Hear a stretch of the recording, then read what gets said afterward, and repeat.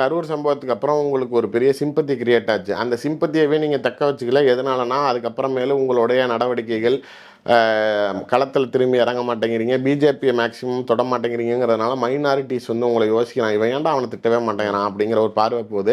அது மாதிரி வெறும் மேடை பேச்சாக தான் இருக்கே தவிர செயலில் இல்லை. கீழே ஒரு 100 பேர் ஆரவாரம் பண்ணுறதுக்கும் 4 பஞ்சு டயலாக் பேசினா மட்டும் போதும்னு நினைக்கிறீங்களா அப்படிங்கிற ஒரு மாற்றமே வராதா?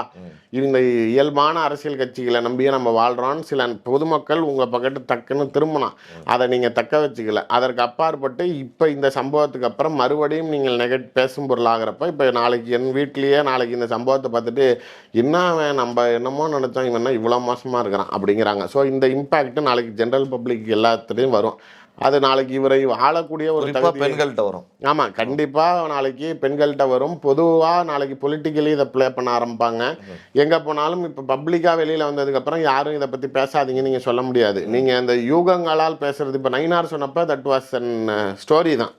அதனால் யூகத்தில் பேசுகிறாரு, நீ போய் பார்த்தியா, நீ போய் விளக்கு பிடிச்சியான்னு பேசுவாங்க.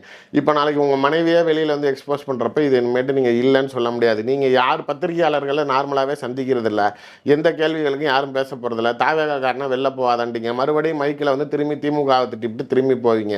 இதை இந்த சப்ஜெக்டே டச் பண்ணாமல் நீங்கள் கொண்டுட்டு போனாலும் அது மேலும் உங்களை நீங்களே கேவலப்படுத்திக்கிற நிலையில் கொண்டு போய் விடும். இதனால் அரசியலில் விஜய்க்கு சரிவு இருக்கான்னா கண்டிப்பாக பெரிய சரிவு இருக்குது.